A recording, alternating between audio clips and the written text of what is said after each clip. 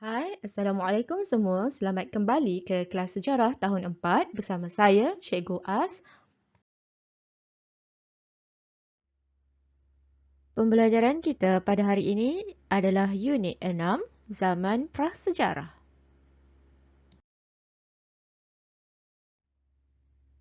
Secara amnya, ini adalah gambaran kehidupan manusia pada zaman prasejarah.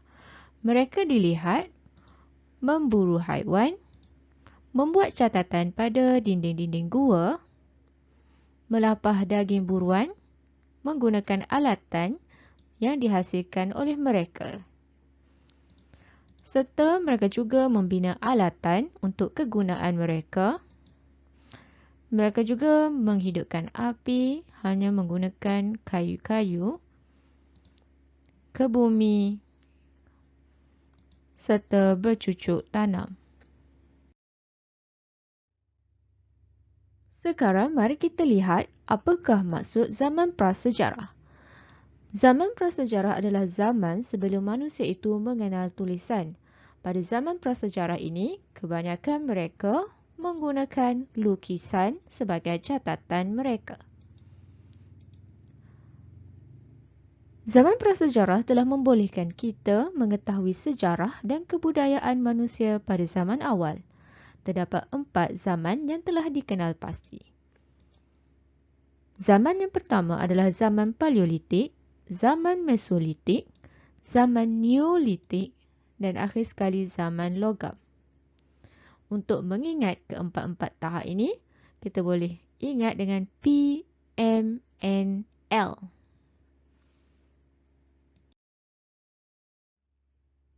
Sekarang mari kita lihat garis masa zaman prasejarah. Garis masa zaman prasejarah ditentukan melalui penemuan bahan tinggalan.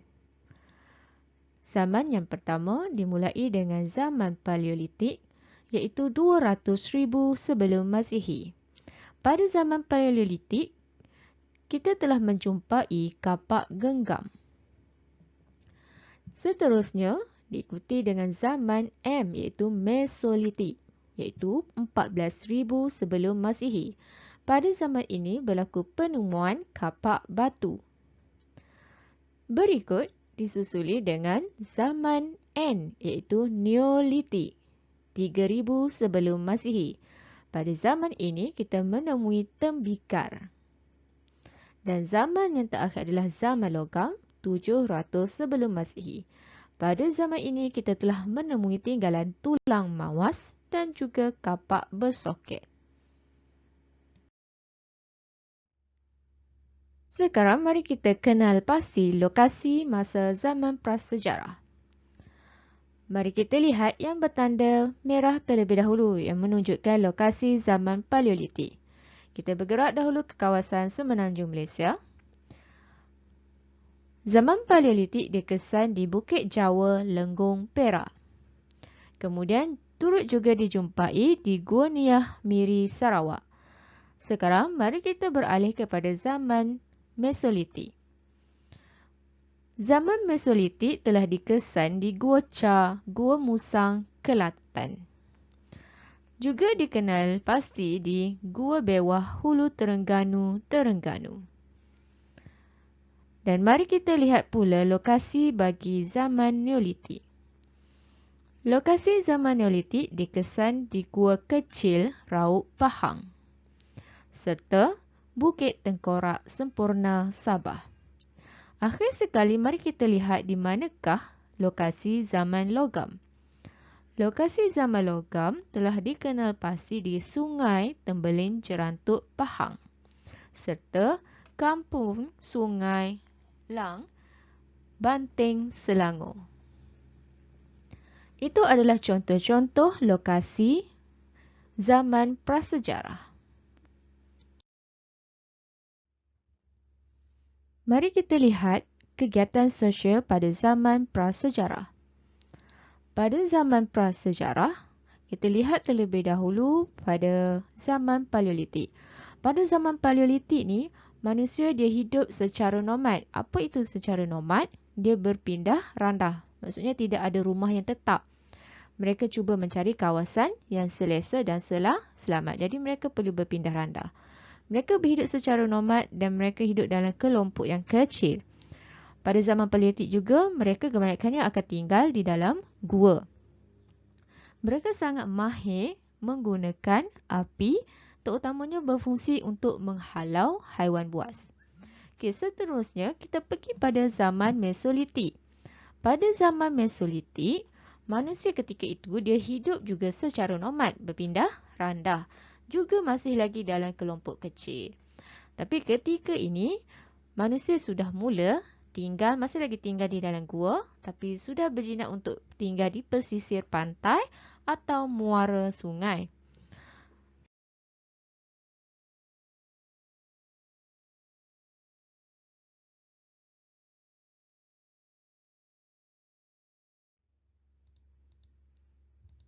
Pada zaman Neolitik pula, manusia dilihat hidup menetap dalam kelompok yang lebih besar.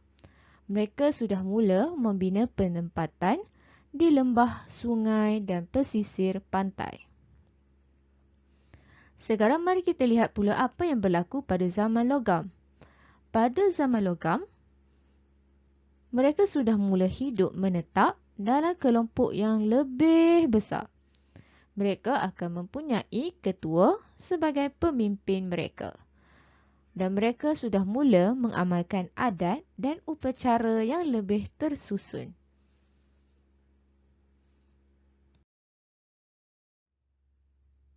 Setelah kita lihat kegiatan sosial cara hidup mereka, mari kita lihat pula apakah kegiatan ekonomi mereka. Pada zaman Paleolitik, mereka menggunakan peralatan daripada batu. Mereka mengutip hasil hutan dan juga memburu haiwan. Pada ketika itu, mereka berkongsi makanan sesama mereka. Seterusnya, mari kita lihat pula apa yang berlaku pada zaman Mesolitik. Zaman Mesolitik, mereka juga masih menggunakan peralatan daripada batu. Tetapi, peralatan mereka telah ditambah baik pembuatannya. Mereka juga masih memungut hasil hutan, memburu haiwan dan penambahan seterusnya adalah menangkap ikan kerana penempatan mereka di pesisir pantai dan muara sungai. Ketika ini mereka juga masih melakukan perkongsian makanan. Sekarang mari kita lihat pula apa yang berlaku pada zaman Neolitik. Pada zaman Neolitik, mereka menggunakan peralatan daripada batu yang lebih kemas pembuatannya, dilicinkan dan mempunyai pelbagai fungsi. Ketika ini mereka sudah mula belajar bercucuk tanam, menangkap ikan, menternak haiwan dan menghasilkan tembikar tanah. Mereka sudah mula menjalankan aktiviti perdagangan secara tukar barang dan pengkhususan kerja. Aktiviti perdagangan melibatkan tukar barang, contohnya katakanlah si A ini dia bercucuk tanam dan menghasilkan sayur-sayuran. Si B pula dia menangkap ikan. Jadi mereka mencapai kata sepakat untuk bertukar barang. Sebabnya yang ini mungkin memerlukan sayuran dan yang si ini pula memerlukan ikan. Jadi mereka setuju, kalau bersetuju nak tukar sama, jadi mereka boleh membuat pertukaran barang. Okay, sekarang mari kita lihat pula apa yang berlaku pada zaman logam. Pada zaman logam ni, mereka sudah menggunakan peralatan yang diperbuat daripada logam. Dan mereka sudah mula menjadikan perdagangan dan pelayaran sebagai aktiviti utama mereka. Aktiviti perdagangan mereka secara tukar barang semakin berkembang. Mereka juga mula menjalinkan hubungan dengan kerajaan luar.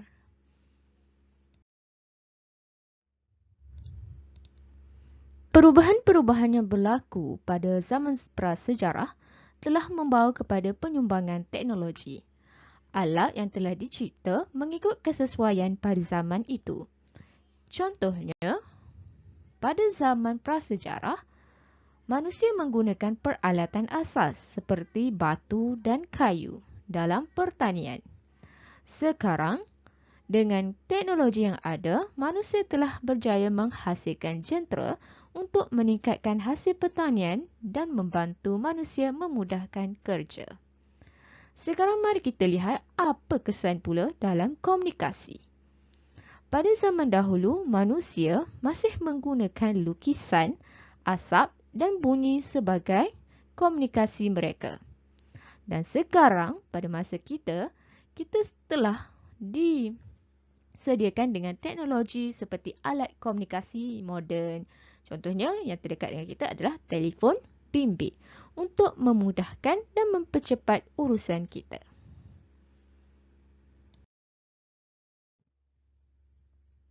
Apa pula yang berlaku? Perubahan dalam sistem pengangkutan. Pada masa dahulu, manusia hanya menggunakan perahu yang diperbuat daripada batang pokok. Pada masa sekarang, perubahan telah berlaku. Manusia menggunakan kapal yang lebih selamat dan menjimatkan masa. Sekarang kita lihat pula apa perubahan dalam keperluan rumah. Pada masa dahulu, manusia hanya menggunakan kayu api untuk memasak. Tapi, pada masa sekarang, kita boleh menggunakan dapur elektrik yang lebih mudah dan selamat. Okey, untuk minggu ni, cikgu tinggalkan kamu dengan satu aktiviti yang menarik iaitu membina model mesra alam. Okay, kamu boleh rujuk buku teks muka surat 82. Cara-cara telah diberikan mengikut langkah demi langkah. Okay, sebelum tu, mari kita lihat perkongsian yang dilakukan oleh rakan kita. Menyejuk minuman,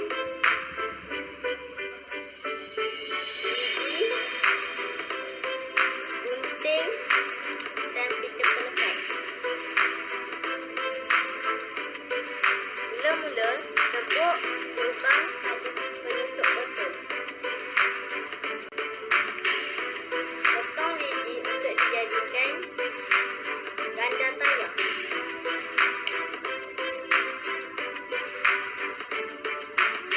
Potong penyeduk minuman untuk dijadikan pelapis ganda tayar. Lekatkan set pada botol.